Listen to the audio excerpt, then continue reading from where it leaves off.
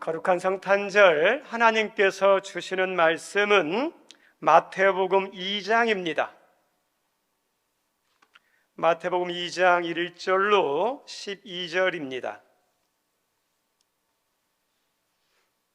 우리 찾았으면 한 절씩 교독합니다. 헤롯 왕 때에 예수께서 유대 베들레헴에서 나심에 동방으로부터 박사들이 예루살렘에 이르러 말하되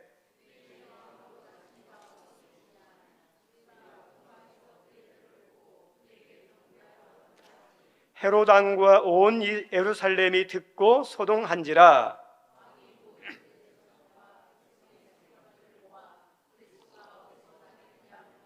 이르되 유대 베들레헴이 오니 이는 선지자로 이렇게 기록된 바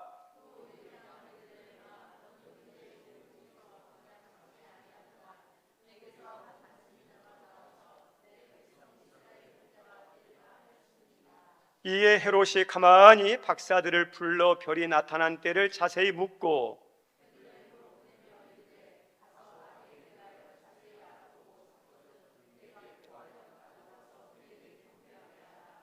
박사들이 왕의 말을 듣고 갈새 동방에서 보던 그 별이 문득 앞서 인도하여 가다가 아기 있는 곳 위에 머물러 서 있는지라. 집에 들어가 아기와 그 어머니 마리아가 함께 있는 것을 보고 엎드려 아기께 경배하고 보배압을 열어 황금과 유향과 모략을 예물로 드리니라. 다른 길로 고국에 돌아가니라. 아멘. 우리 한 군데 더 보겠습니다. 요한계시록 22장 16절입니다. 요한계시록 22장 16절 함께 읽습니다. 나 예수는 교회들을 위하여 내 사자를 보내어 이것들을 너희에게 증언하게 하였노라. 나는 다윗의 뿌리요 자손이니 곧 광명한 새벽별이라 하시더라. 아멘. 항상 별을 보는 신앙이라는 제목으로 같이 말씀을 나누고자 합니다. 우리 설교 제목 같이 한번 읽어볼까요? 항상 별을 보는 신앙. 성탄절은 우리 예수님께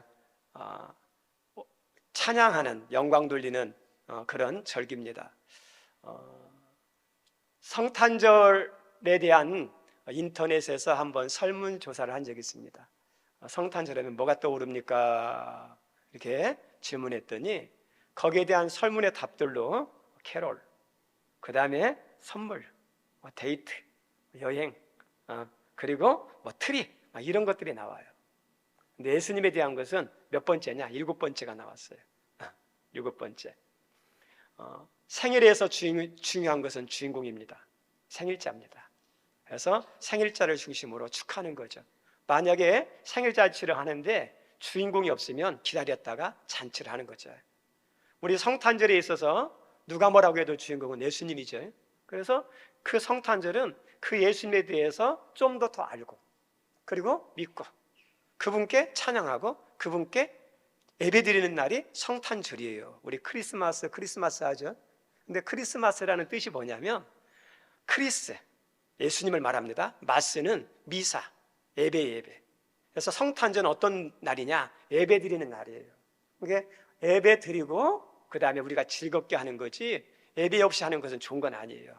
우리 성탄절에도 분주하지만 계획이 있지만 내려놓고 이 절에 나와서 예배 드리는 우리 성도님들 가운데 하나님의 은혜가, 평강이, 또 인도하심이 넘치기를 바랍니다. 오늘 본문에 보면 별에 대한 이야기가 나옵니다.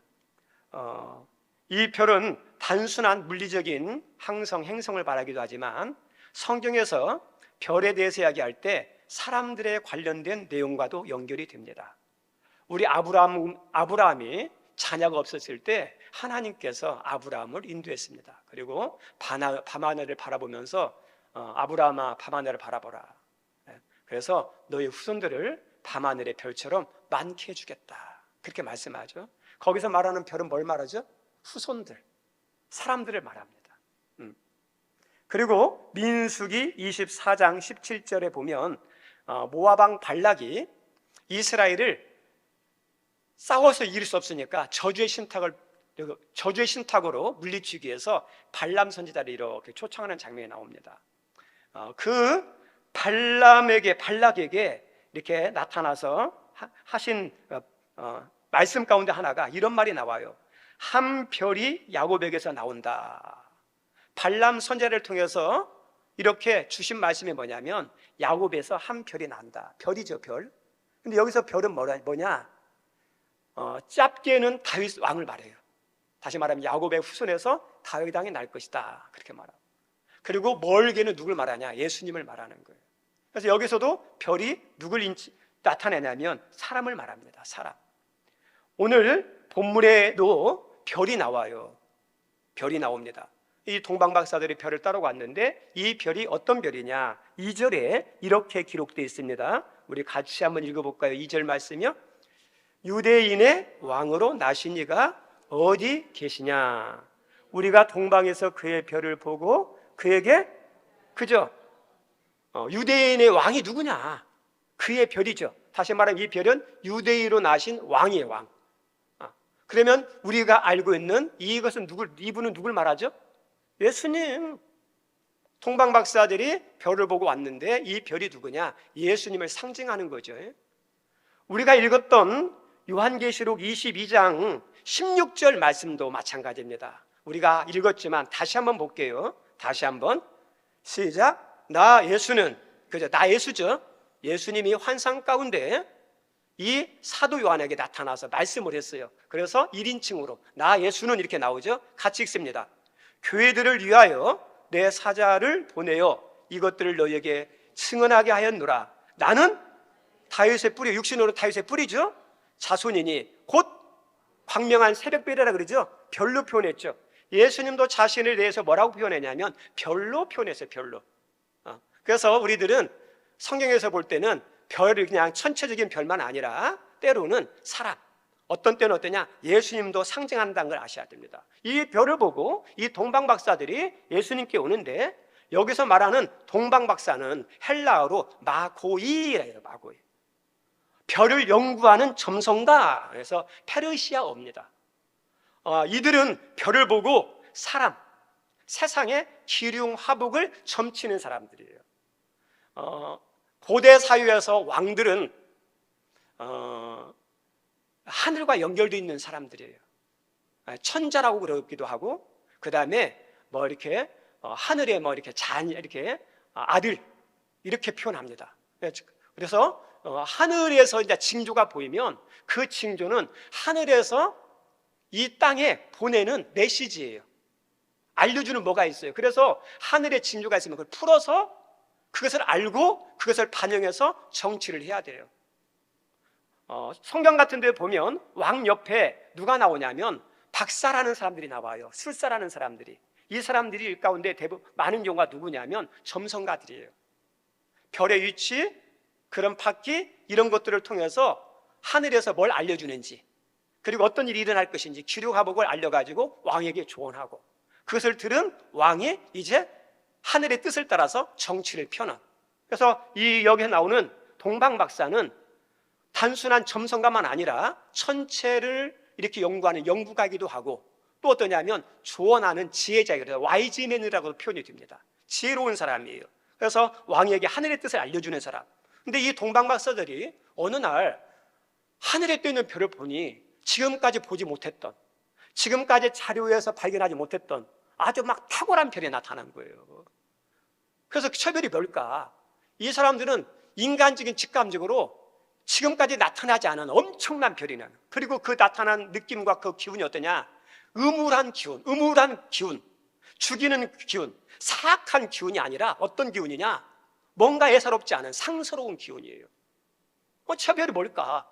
위대한 왕의 별이다. 우리 성도님 연구가들은 어디에서 연구가 시작되냐면 호기심이죠. 호기심 있는 사람도 연구가예요. 근데 뭘 보고도 호기심이 없으면 연구하면 안 돼요. 호기심이 있어야 돼요. 이 과학자들도, 이 점성가들도 별을 보면 호기심이 생긴 거예요. 그러니까 지금까지 보지 못했던 탁월한 상스러운 그 별, 왕의 별을 보니까 얼마나 궁금했겠습니까? 그래서 그 궁금증을 가지고 이분이 누군지 한번 만나고 싶다. 그래서 이 세 명의 동방박사들과 긴 여행을 합니다. 그래서 여기에 나오는 동방박사 이름이 누군지 어떤 사람인지는 몰라요. 그런데 어쨌든지 이 사람들이 이 별을 따라서 이제 이 별의 주인공을 만나러 오는 내용이 오늘 본문입니다. 우리 성도님들, 이것이 가능할까요? 이 사람들은 정확하게 말하면 하나님을 정확히 믿는 사람은 아니에요. 유대인 신자도 아니에요. 우리 세례 요한처럼 예수님이 메시아임을 알고 준비한 그런 사람 아니에요. 그런데 어떻게 여기에 알고 또 이렇게 예수님을 찾아와서 경배했을까? 우리가 할 때 믿음의 사람으로 생각하면 믿음의 사람 아니에요. 완벽한 믿음의 사람 아니에요. 이게 가능한 게 뭐냐면 인간 안에는 뭐가 있냐? 하나님의 흔적이 남아있어요. 저 따라서 합니다. 사람에게는 하나님의 흔적이 있다. 우리 인간은 어디에서 왔죠? 하나님에게서 왔어요. 누가 뭐라고 해도 부인해도 우리 원숭이에서 온 게 아니에요. 하나님에게서 왔어요. 우리 지금 남북관계가 너무나 안 좋아서 참 안타까운데, 우리 예전에 남북관계가 좋았을 때 이산가족 상봉한 적이 있었어요. 30년, 40년, 50년이 지났는데 어렸을 때 보고 한 번도 본 적이 없는데 딱 쳐다보고 난 다음에 그냥 달려가면서 오빠, 누나, 엄마 이렇게 하죠. 우리 좀 이해가 되세요? 근데요, 가족들은 알아봐요. 본능적으로 알아봐요. 아, 이게 우리 엄마구나, 이게 우리 가족이구나. 흔적이 보여있어요. 흔적이 남아있어요. 본능적으로 이게 직감해요. 이게 우리 아이들하고 떨어졌다가 나중에 입양했던 아이를 이렇게 만나는 경우도 있어요. 예전에 TV 프로에서 했었어요. 근데 한 번 어렸을 때 때는 무슨 피똥이 아이와 헤어졌는데 어떻게 부모님을 알겠습니까? 부모님도 모르죠. 그런데 그렇게 오랜 시간 떨어져 있었는데 딱 만나는 순간 알아보는 거예요. 그게 뭐 본능이에요. 본능. 왜요? 부모님의 흔적이 있기 때문에. 부모님의 흔적이 있기 때문에. 우리 기독교 화가 가운데 렘브란트라는 아주 유명한 빛의 마술사라는 화가가 있습니다. 이분의 작품은 대단합니다. 근데 이분이 초기 작품을 이렇게 그렸는데 이제 나중에 시간이 흐르면서 이렇게 분실이 됐어요. 근데 어느 한 허름한 창고에서 발견됐는데 이게 뭐냐면 렘브란트 작품인지 몰랐어요. 그래서 경매에 붙였는데 $800 시작했어요. 근데 이제 그림이 좋으니까 $1,000,000까지 올라갔습니다. 근데 나중에 조사해 보니까 이 사람의 이 작품이 누구냐? 초기 10개 작품 가운데 가장 유명한 작품 가운데 하나인 그 작품으로 판명된 거예요. 그래서 다시 경매를 했는데 $400,000,000로 쭉 올라가는 거예요. 어떻게 찾을까요? 각 작가에는요, 작가 특유의 흔적이 있어요. 그래서 시간이 오래 흘렀어도 그 흔적들을 딱 찾아가지고 이 작품은 누구 것이다, 누구 것이다. 우리 음악 하시는 분들 아시죠? 음악 하시는 분들 같은 경우에 저작권 침해 논란이 있는데 많이 들어보면 내 노래인데? 내 노래 왜 이렇게 유행했지? 저작권 침해네? 그래서 어떠냐면 다 그 흔적이 있는 거예요. 그러면 우리 성도님은 다시 질문합니다. 우리 이 세상을 누가 만들었죠? 하나님이죠. 하나님이 만든 작품에는 하나님의 흔적이 있을까요? 없을까요? 있어요. 사람에게도 하나님의 형상의 흔적이 있어요. 흔적이 있어요. 본능이 있고. 그리고 세상에도 하나님의 작품의 흔적이 있어요. 우리 로마서 말씀에 보면 이런 말씀 나와요. 우리 로마서 1장 한번 볼까요? 로마서 1장 18절 우리 같이 한번 읽어보죠. 시작.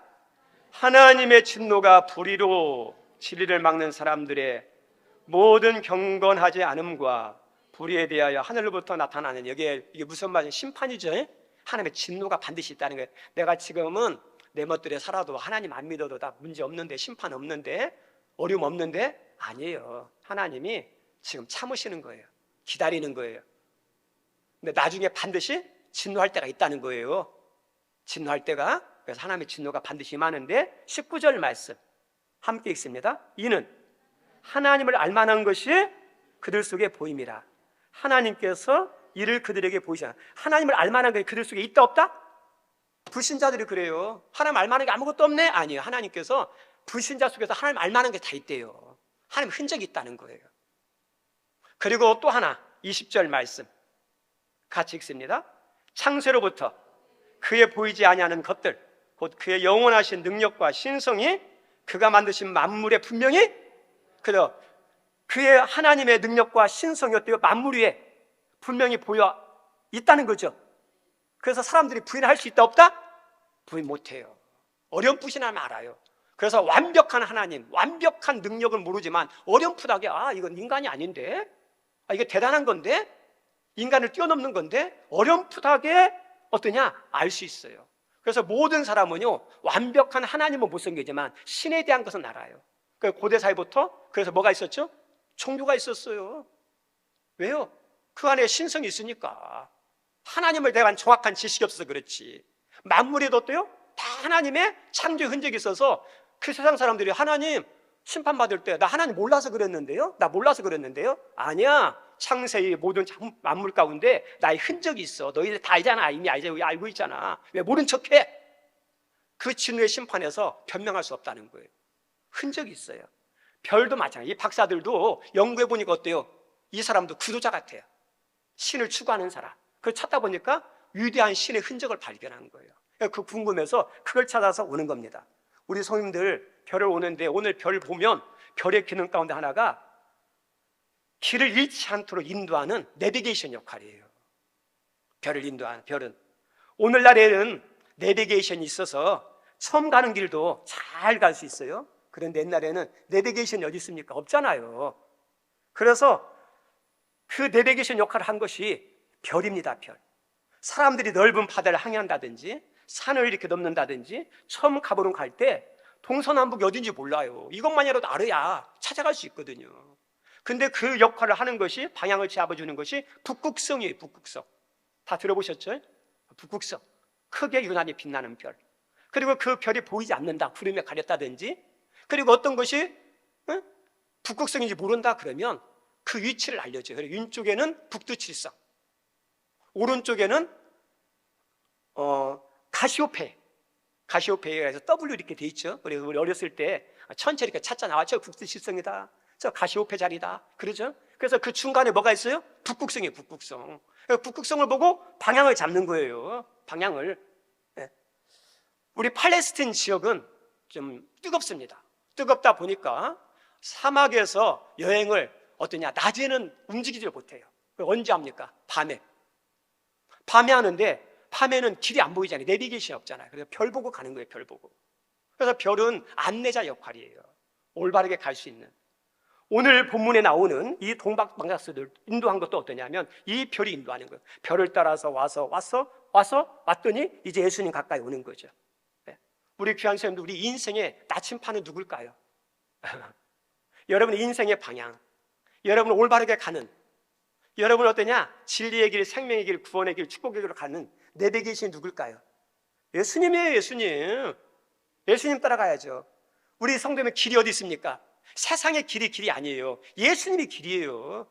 내가 곧 길이요 진리요 생명이니 이렇게 나오죠. 그래서 우리 성도님들은 세상의 길이 아니라, 누가 이렇게 닦아놓은 길이 아니라, 그 길이 다 막혀 있을지라도, 그리고 그 길이 완벽히 넓은 길이다 할지라도 그 길을 가면 안 돼요. 예수님을 따라가는 거예요. 밀림에서 선교하시는 분이 있었는데 어떤 이 선교지에 그 교회에 있는 사람들이 선교지 가려고 그러는 거예요. 근데 가려고 하는 길이 안 보여요. 그래서 이 안내하는 사람에게 길이 어딥니까? 왜 지도도 안 나오는 오지니까. 그랬더니 그분이 그런 얘기를 해요. 내가 지도입니다. 나 따라오십시오. 그 말이 맞잖아요. 우리 성도, 우리 인생의 길은 누가 인도자예요? 예수님입니다. 저 따라합니다. 나의 인생의 인도자는 예수님이다. 아멘? 예수님이에요. 예수님 따라가면 편할까요? 어려울까요? 힘들어요. 그래서 성경은 좁은 길로 표현해요. 예수님 믿는 거, 예수님 따라가는 거, 말씀대로 살아가는 거 힘들어요. 근데 신앙은 뭘 언제 보냐? 지금 보면 아니라 마지막을 봐야 돼요. 말씀대로 살아가는 인생 어떠냐? 나중에 승리예요. 인도자예요. 예수님이 인도자입니다. 어쨌든 오늘 본문 말씀에 보면 이 동방박사들이 별을 따라서 이렇게 갔는데 이제 이스라엘에 들어와서 이제 아기 예수님이 태어난 그 위치에 가까이 와서 딱 이렇게 있는데 갑자기 별이 보이지 않는 거예요. 별이 보이지 않는 거예요. 왜 별이 보이지 않았는지 이유는 나오지 않아요.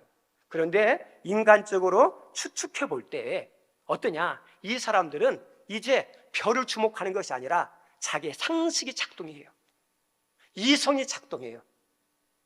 이제 여기 왔구나. 별이 이제 거의 다 가까이 온 것처럼 느껴지네? 그래서 이제는 뭐냐? 별을 주목하지 않고 별의 인도를 막 민감하게 반응하지 않고 상식이 작동하고 이성을 작동해요. 근데 이분들이 이성과 상식을 보니까 위대한 왕이니까 어디에 있겠습니까? 왕궁에 있겠죠. 왕의 아들이겠죠. 그래서 왕의 아들이라 생각했고, 왕의 아들은 어디 있습니까? 왕궁에 있겠죠. 왕궁.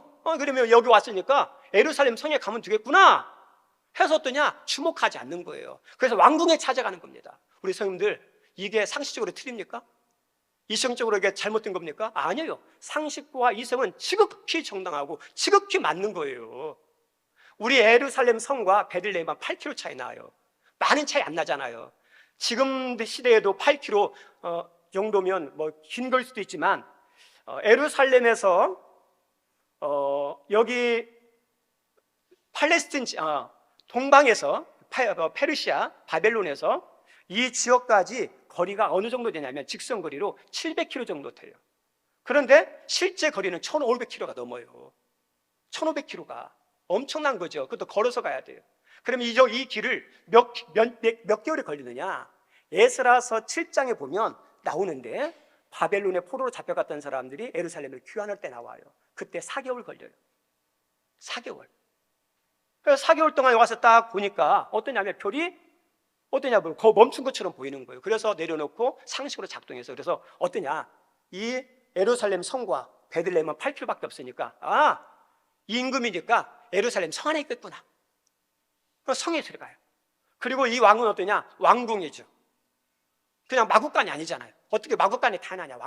왕이 위대한 왕이 마구간이 아니라 왕궁에서 태어날 것이다. 구유가 아니라 엄청난 화려한 침대에서 태어날 것이다.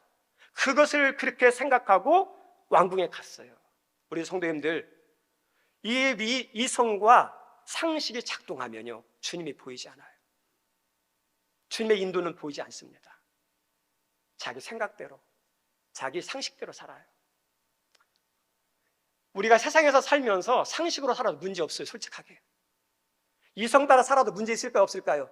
지극히 정상이에요. 이성을 따라 상식을 따라서 열심히 하면 세상에서 성공해요. 그런데 믿는 사람은 뭐 따라가야 돼요? 이성과 상식이 있지만 이성과 상식을 뛰어넘는 주님의 인도를 받아야 되거든요. 여기 있는 동방 박사들이 별을 잘 따라서 1500km를 거왔다가 마지막에 별을 잃어버려요. 별이 보이지 않습니다. 그리고 자기 상식과 자기 이성을 따라서 그 유대인의 예루살렘 성전에 들어가서 거기에 있는 헤롯 왕을 이야기하죠. 그래서 유대인의 왕으로 나신 사람이 누굽니까? 물어보니까 이 왕이 어때요? 우리의 집안에는 왕이 난 사람이 없는데? 그래서 뭐냐? 이 헤롯이 분노하는 거예요. 이 왕이 있으면 우리는 죽으니까 이 왕을 죽여야겠다.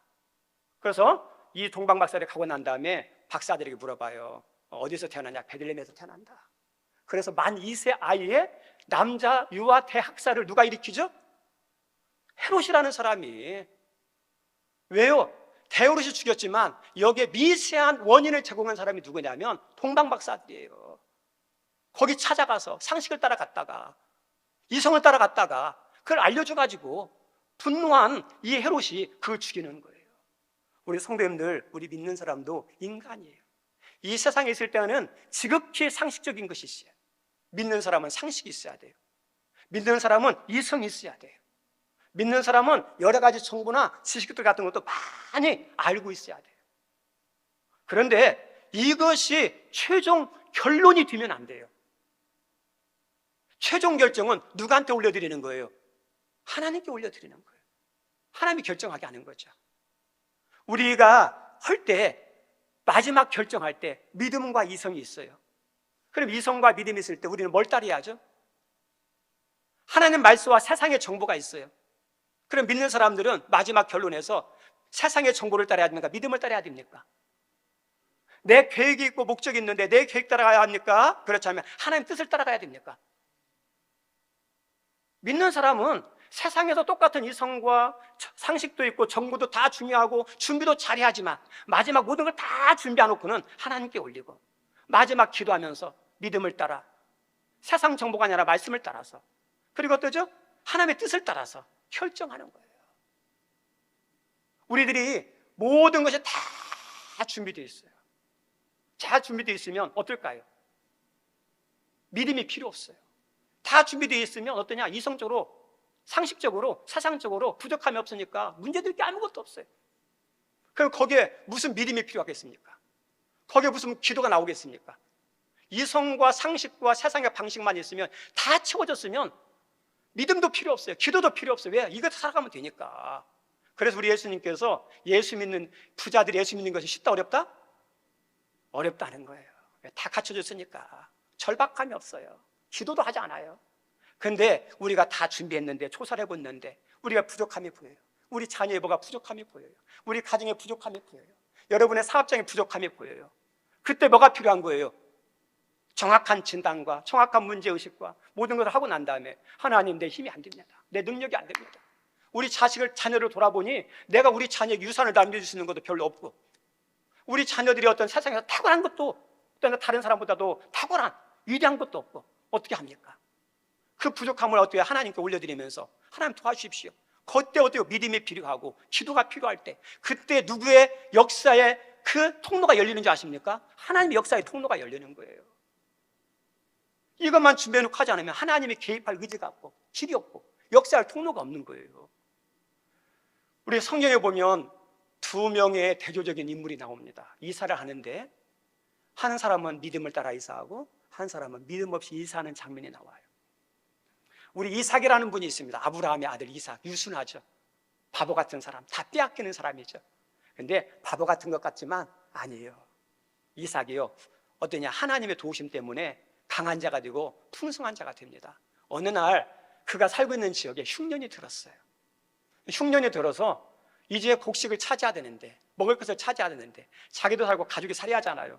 그래서 곡식 있는 곳이 어디냐 물어 찾아봤더니 애굽이에요. 애굽은 고대 사이로부터 나일강 삼국주가 먹는 것이 많은 곳이에요. 그래서 우리가 살기 위해서 애굽으로 내려가겠다 하고 내려가려고 그랬어요. 그런데 하나님께서 밤에 찾아오셔서 이삭아 너 내려가지 말아라. 어디까지 왔냐면 그랄 지역, 블레셋의 그랄 지역까지 내려왔던 곳인데 그 지역에서 하나님이 이야기하는 게 너 내려가지 말아라. 지금 거기 가면 먹을 게 있어요. 거기에 살아요. 근데 여기는 먹을 것이 없어요. 우리 성도님들 상황을 보면 이성으로 생각하면 상식으로 생각하면 애굽에 내려가야 살아요. 여기 있으면 힘들어요. 그런데 이삭은 뭘로 반응했을까요? 믿음으로 하나님 말씀 따라. 그래서 거기에서 머물고 거기서 농사를 지었는데 그때 유디한 말씀 마침내 거부가 되었더라 이렇게 나와요. 농사를 지었는데 100배의 수확을 얻었더라. 하나님 말씀은 망하는 게 이럴 것 같은데 아니요. 말씀으로 할 때 하나님이 기뻐하시고 그 말씀의 자리에 하나님 역사하는 거예요. 만약에 이 이삭이 자기의 판단에 따라 갔으면 하나님이 역사하셨을까요? 역사하지 않아요. 네. 반면에 우리 룻기에 나오는 엘리멜렉과 룻이라는 부부가 있었습니다.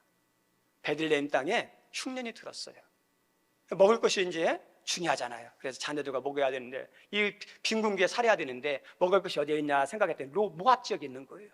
그래서 모압 지역으로 이사해요. 살았겠죠. 그런데 거기서 어떤 일이 일어나죠? 남편 죽고 남편 죽은 다음에 아픔이 있고 슬픔이 있었는데 다행히 아들 2명이 결혼해서 유료가 됐어요.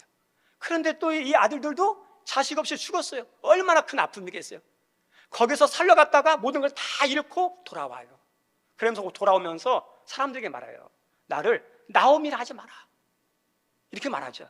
기쁨이라 말하지 말라. 왜요? 다 잃어버렸거든요. 우리 귀한 성도들 기억하세요. 이 나오미와 엘리멜렉이 어떤 거 따라가냐? 하나님께서 넘어가지 말라고 그랬거든요. 거기 자기 생각대로 자기 계획대로 따라갔다가 다 잃고 돌아오는 거예요. 우리에게 중요한 것은 이 동방 박사처럼 지극히 상식적이고 이성적이지만 중요한 순간에 뭐 따라가야 되는 거예요? 믿음이에요. 믿음과 이성, 세상 정보와 말씀, 하나님 뜻과 나의 뜻. 그래서 어떤 것을 선택하냐 달라져요. 이제 거기에 갔더니 왕궁에 가서 유대인 왕이 나신 왕이 있느냐 물어봤더니 없다. 그분의 샀거든 나한테도 알려달라. 이런 이야기를 듣고 나왔어요. 그리고 나서 다시 여기가 아니면 어디지? 자기의 상식을 내려놓고 이성을 내려놓고 판단을 내려놓고 다시 별을 쳐다봤어요. 그랬더니 어때요? 별이 다시 보이기 시작하고 별이 인도하기 시작하는 거예요. 그 별의 인도를 따라 어디 갑니까? 베들레헴 마국간. 전혀 생각하지 못했던, 추측하지 못했던 그곳에 위대한 왕으로 오신 예수님이 그 예수님의 마국간에 있는 거예요. 아, 이분이 왕이구나. 상식을 내려놨을 때 하나님이 인도하고 상식을 내려놨을 때 보이기 시작하는 거예요. 그래서 거기에서 이 세 가지 예물을 드리고 아기 예수님께 경배하고 이제 성령의 지시함을 따라서 이렇게 다른 곳으로 이렇게 갑니다. 우리에게 중요한 것, 별의 인도를 끝까지 인도함 받는 것처럼 우리 믿는 사람 끝까지 누구의 인도를 받아야 돼요? 예수님의 예수님. 그래야 실수하지 않아요. 저희들이 항상 지금 제가 이렇게 큐티하는 가운데 드는 묵상 가운데 하나가 뭐냐면 우리들의 개인사 이야기, 가정사 이야기, 교회사 이야기, 국가 역사 이야기 가운데 제가 누누이 강조하는 것이 있었죠. 그 뭐라고 그랬죠? 하나님이 개입하시고 하나님이 도와주시고 하나님이 역사하시고 하나님이 승리하시게 하신 그런 이야기가 있어야 한다고 그러잖아요. 내가 태어난 곳이 몇 월 1966년 전북 삼내 중앙초등학교, 그 다음에 중학교, 그리고 뭐 사대부고, 뭐 어떤 대학교 이렇게 나왔던 그런 역사 이야기하면 뭐 할 거예요? 하나님이 그 인생 가운데 함께 하셨던, 은혜 주셨던, 어려움이 있을 때 도와주셨던 그 신앙의 이야기, 은혜의 이야기가 있어야 진짜 믿음의 이야기죠. 여러분의 가정도 마찬가지잖아요. 우리 교회가 여기까지 왔는데 어떤 이야기 할 거예요? 여러분의 자녀가 여러분들 어떤 이야기를 들려줘 우리 자녀들이 은혜가 되고 감동이 되고 믿음이 들어갈까요? 믿음의 이야기죠. 그런데 분명한 건 아세요. 분명한 것은 이성을 따라 상식을 따라 세상 방식을 따라 세상 정보를 따라가면 그런 은혜, 그런 역사, 그런 승리의 이야기를 말할 수 있는 것이 안 나타나요. 다 내려놓고 우리 인도자이신 주님을 바라보면서 그분의 말씀대로 따라갈 때, 그분을 의지할 때 그런 믿음의 이야기, 은혜의 이야기, 승리 이야기가 나오는 거예요. 말씀 마치고자 합니다. 우리 캄캄한 칠흑 같은 밤이 있어요. 별이 많은데 그날따라 별이 안 보여요. 얼마나 캄캄한지 몰라요. 별이 안 보이면 한 치 앞도 볼 수가 없잖아요. 낭떠러지에 떨어질 수 있고 넘어질 수도 있어요. 근데 갑자기 별이 보이면 어떠죠? 얼마나 좋은지 몰라요. 어느 날 우리 하나님께서 아브라함에게 찾아오셨어요. 아브라함아. 근데 그 아브라함의 인생이 별이 없는 암흑이었거든요. 절망이었거든요. 점점 나이는 먹어가는데 가장 중요한 후손은 없어요. 근데 하나님께서 밤하늘의 별을 보면서 야, 별 봐라. 별이 뭔지 아냐? 너 후손을 저렇게 많게 해줄 거야. 다시 말하면 하나님께서 밤하늘의 절망의 인생 같은 아브라함에게 별을 보여주면서 희망을 주는, 소망을 주는 이야기예요. 소망은 어디서 오느냐? 하나님께서 오거든요. 우리 성님들 지금 힘듭니까? 어렵습니까? 막혔습니까? 계획대로 안 되는 것도 있습니까? 그런데 그 암울한 시대 속에서도 이 힘든 절망의 자리에서도 앞길이 보이지 않는 흰 터널과 같은 지금 길이, 인생의 길을 이렇게 걸어가는 속에서도 하늘 위에 있는 주님을 바라보십시오. 그럼 어떻습니까? 어두운 것 같은데 세상의 빛은 보이지 않는데 도움의 손길은 보이지 않는데 구원의 손길은 보이지 않는데 우리 주님의 은혜의 손길은 보여요. 구원의 손길이 있어요. 그 주님을 바라보면 반드시 길이 보입니다. 그리고 그 주님을 의지하면 지금의 자리에서 인도하는 것이 있어요. 주님을 의지하고 기도할 때 뭐예요? 하나님의 역사하심이 시작됩니다. 그래서 우리들은 한순간도 별을 놓치면 안 돼요. 항상 별의 인도를 받아야 돼요. 우리 믿는 사람은 항상 주님의 인도를 받아야 됩니다. 우리 예수님이 이 땅에 오신 이유가 뭘까요? 다시 한번 묵상했으면 좋겠어요. 예수님이 왔으니까 예수님이 오신 이유가 야, 이제는 네 마음대로 살아라. 네 생각대로 살아라. 네 원하는 대로 살아라. 네 감정대로 살아라. 너 하고 싶은 대로 살아라. 그래서 그러기 위해서 예수님 오셨습니까? 아니에요. 구원자로 오셨지만 주님을 바라보면서 너의 계획이 있고 생각이 있고 뜻이 있고 원하는 게 있지만 그대로 살지 말고 이 땅에 구원자로 오신 예수님을 주목하면서 그분의 인도를 받으면서 그의 도우심을 구하면서 살아라. 그런 의미로 이 땅에 오셨어요. 여기에 있는 분이 이 성탄절 예배에 구원자로 오신 그 주님을 다시 한번 믿고 그 주님을 사랑하고 그분의 인도를 따른, 그래서 내 인생의 이야기 가운데 하나님이 역사한, 승리한, 도와주신 믿음의 이야기들이 가득한 우리 성도님들, 가정들, 사업장들 모든 계획이 충만하기를 주님의 이름으로 축원드립니다.